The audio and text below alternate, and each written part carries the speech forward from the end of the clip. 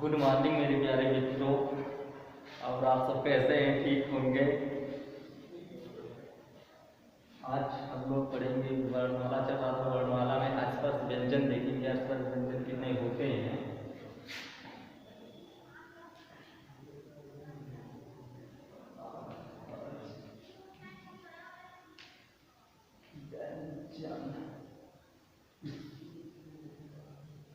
संख्या में 25 होते हैं आसपास व्यंजन। मूलतः आसपास व्यंजन कितने होते हैं? वो 16 होते हैं मित्रों। संघर्ष व्यंजन कितने होते हैं? 4 होते हैं। नासिक या अनुनासिक व्यंजन कितने होते हैं? तो सभी वर्ग का जो 5वां वर्ड है वो हमारे नासिक या अनुनासिक व्यंजन होते हैं। तो चलिए आज हम बात करते हैं बिंदु। बिंदु का प्रयोग कहाँ पे किया जाता है? इस रेखा, इस रेखा को कहते हैं लोग शिरोरेखा। शिरोरेखा, इस रेखा को कहते हैं खड़ी पाई। खड़ी पाई। अब बात करेंगे कि इस बिंदु को क्या कहते हैं। नीचे जो लगता है इस बिंदु को क्या कहते हैं। यहाँ पे लगता है जो बिंदु इसको क्या कहते हैं। यहाँ लगता है इसको क्या कहते हैं, इस बिंदु को। चलिए देखते हैं कि इस बिंदु का जो खड़ी पाई के ऊपर लगता है इस बिंदु का प्रयोग कहाँ पे किया जाता है। तो सबसे पहले हम देखेंगे कि जो खड़ी पाई के ऊपर जो बिंदु होता है वह आयोग वा वर्ण में किया जाता है, यानी स्वर वर्ण में किया जाता है। जितने स्वर होते हैं सभी स्वरों में या बिंदु का प्रयोग किया जाता है। आप कहेंगे जैसे अंगा, यहाँ देखिए इसका प्रयोग सिर्फ स्वर में होता है अंगा। अब यही होता है हमारे अंगा जो होते हैं आयोग वा वर्ण में।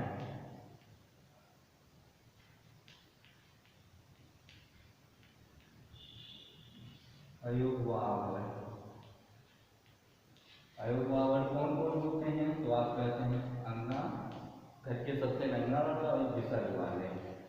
हाँ, यही होते हैं, इसलिए इनका नाम दिया गया अनुस्वार वर्ण। अनुस्वार वर्ण, और इनका नाम दिया गया विसर्ग वर्ण।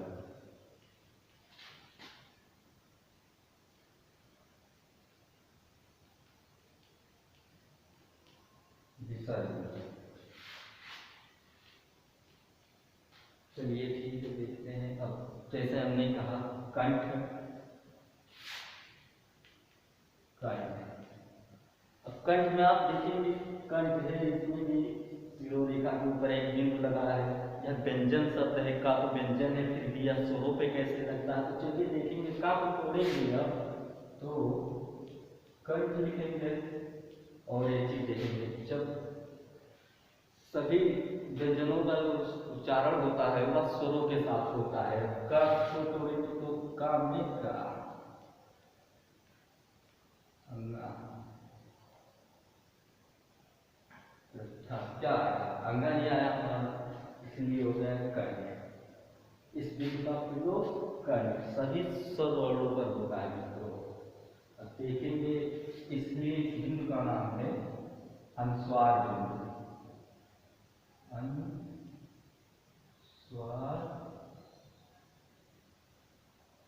बिंदु। अब इस बिंदु को क्या कहते हैं? देखिएगा, इस बिंदु का नाम है पंचमाक्षर बिंदु। पंचमा क्षर बिंदु। इसका प्रयोग केवल का वर्ग के 5वें वर्ड पर होता है। इसका प्रयोग, इस बिंदु का प्रयोग केवल का वर्ग के 5वें वर्ड पर होता है। आप कहेंगे का वर्ग का 5वां वर्ड है अंगा। बस किसी एक शब्द पर इस बिंदु का प्रयोग होता है प्यारे मित्रों, इसलिए इस बिंदु का नाम है पंचमाक्षर बिंदु। अब आगे बात करते हैं इस बिंदु को क्या कहते हैं। तो इस बिंदु को ताड़नजात बिंदु बोलते हैं। देखते हैं,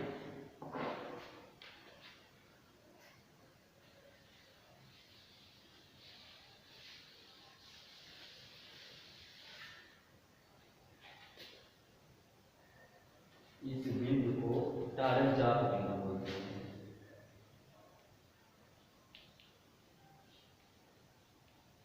जात बिंदु,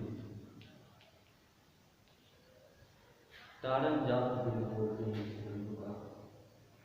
ताड़न जात बिंदु का प्रयोग टा वर्ग के तीसरे और चौथे वर्ग पर किया जाता है। आप करते हैं ठा और अठा, इसी पर किया जाता है। तो चलिए देखते हैं। ताड़न जात वर्ग, ताड़न जात वर्ग जो होते हैं धा और धा। आप जब इंग्लिश में इसका उच्चारण करेंगे तो इसका डा आता है, ठीक, वो इसका उच्चारण होता है यस से। लेकिन जब इसका उच्चारण आप अंग्रेजी में करेंगे तो इसका ढा आर यच हो जाता, आर हो जाता है इसका, इसका आर यच हो जाता है, आधा अठा।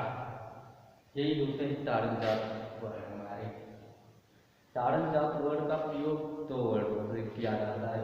सभी टा वर्ग के तीसरे और चौथे वर्ग डा और धा, इसी वर्ग में ताड़न जात बिंदु का प्रयोग किया जाता है मित्रों।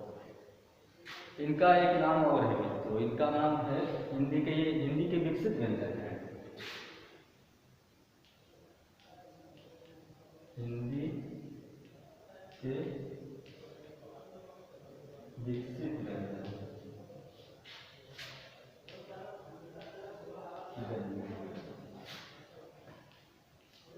इनका एक नाम और है मित्रों, इनका एक नाम है उत्क्षिप्त व्यंजन या द्विगुण व्यंजन। व्यंजन या उत्क्षिप्त व्यंजन।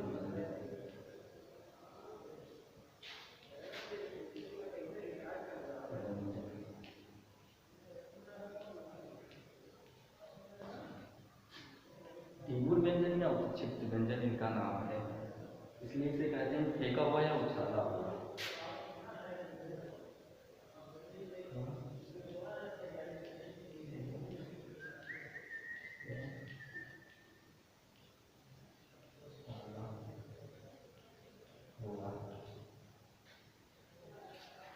द्विगुण का मतलब होता है फेंका हुआ या उछाला हुआ। आपसे कभी भी प्रश्न में पूछे द्विगुण व्यंजन कितने होते हैं, संख्या में 2 होते हैं। उत्क्षिप्त व्यंजन कितने होते हैं, 2 होते हैं। हिंदी के विकसित व्यंजन कितने होते हैं, 2 होते हैं। ताड़न जात वर्ग कितने होते हैं, 2 होते हैं। ताड़न जात बिंदु का प्रयोग कितने वर्णों पर किया जाता है, 2 वर्णों पर किया जाता है। ये किसके विकसित व्यंजन है, हिंदी के विकसित व्यंजन है। हिंदी के तो हिंदी में होगा, संस्कृत में नहीं होगा। यही होते हैं हमारे ताड़न जात वर्ग। कभी भी आपसे पूछेगा हिंदी के विकसित व्यंजन कौन होते हैं, धा धा। द्विगुण व्यंजन धा धा, उत्क्षिप्त व्यंजन धा धा। ताड़न जात वर्ग कितने होते हैं, धा और धा। यही होते हैं हमारे ताड़न जात। अब बात करते हैं इस बिंदु का नाम क्या है। इस बिंदु का नाम है नुक्ता बिंदु। नुक्ता बिंदु, नुक्ता बिंदु।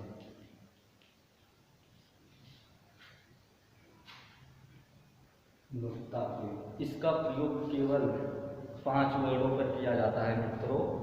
देखिएगा कौन कौन सा वर्ण है, का,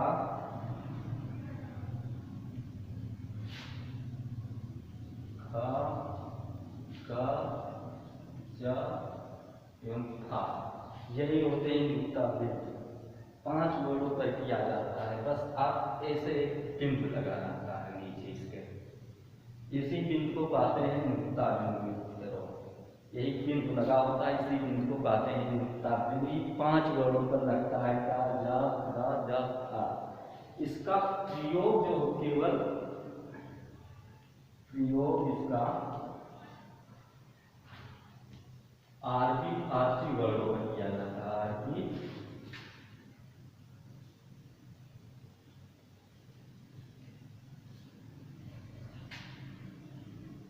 वर्णों पर किया जाता है। नुक्ता बिंदु का प्रयोग कहाँ किया जाता है, 5 वर्णों पर किया जाता है। कौन कौन से, का, खा, गा, जा, था, इनका प्रयोग जो है अरबी और फारसी वर्णों पर किया जाता है। लेकिन एनसीईआरटी कहता है कि मूलतः वर्णों की संख्या 2 होती है। एनसीईआरटी कहता है कि मूलतः वर्णों की संख्या कितनी होती है? तो 2 होती है, 2 होती है संख्या मूलतः अरबी फारसी।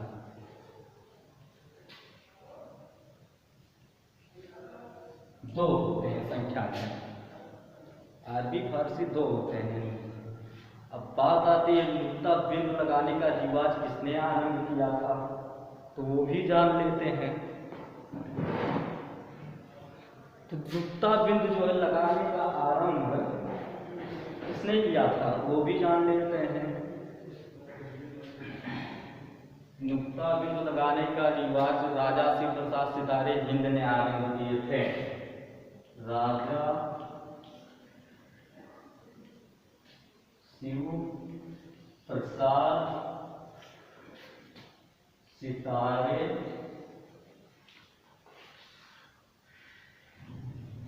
हिंद, इन्होंने ये नुक्ता बिंदु लगाने का रिवाज आरंभ किया था। मित्रों, राजा शिव प्रसाद सितारे हिंद ने।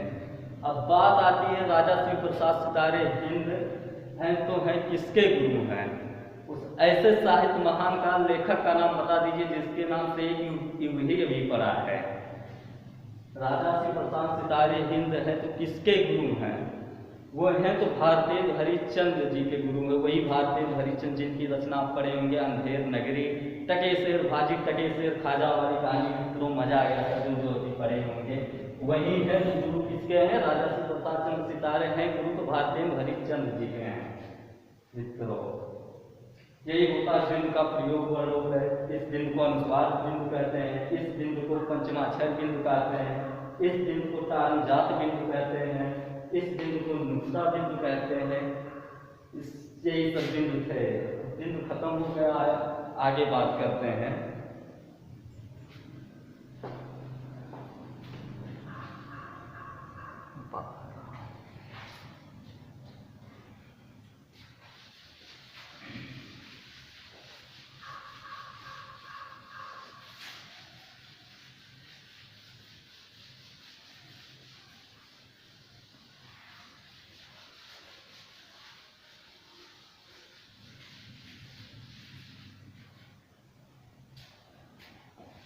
चलिए मित्र एक चीज और जान लेते हैं, अमानक वर्ड कौन होते हैं, मानक वर्ड कौन होते हैं। मित्रों वो भी देख लेते हैं, अमानक वर्ड मानक वर्ड कौन होते हैं।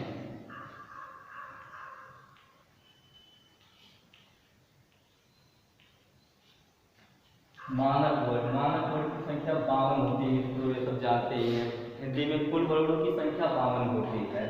तो देखते हैं मानक वर्ड होते कौन है, कौन अमानक होते हैं। तो मानक वर्ड जो देवनागरी लिपि का पालन करे था, उनकी विशेषताओं का प्रयोग करे, उनके लिखने का ढंग का प्रयोग करे, वही होते हैं मानक वर्ड। मित्रों होते हैं जैसे हम कहते हैं कि पहले झा को इस तरह से लिखा जाता था और अब झा को, झरना वाले झा को इस तरह से लिखा जाता है। तो यह जाहिर सी बात है कि हमारा ये मानक वर्ड है या अमानक वर्ड है। आजकल इसका कहीं प्रयोग ही नहीं होता है, इसी तरह से होता ही है। तो हमारा मानक हो गया या अमानक वर्ड है। और बात आती है जैसे हो गया घा, तो घा कुछ लोग इस तरह से लिख देते हैं, तो यह अमानक वर्ड है, यह मानक नहीं है, यह मानक वर्ड है। इसका जो मानक वर्ड होगा, ये जो सिरो रेखा है और ये 35 इसका ऐसा लिखा जाएगा, यह मानक वर्ड रहेगा। और आता है वर्ड बौद्धा आता है, बौद्ध लेखा को इस तरह से लिख देते, तो यह आपका गलत है, यह आपका अमानक वर्ड है। मानक जो है इस तरह से रहेगा, जो सिरो रेखा है और यहाँ से रहेगा, यह आपका मानक वर्ड है। यही होता है मानक वर्ड। मानक वर्ड की संख्या 52 होती है, आप सब जानते हैं। चलिए आगे चलते हैं, देखते हैं फिर।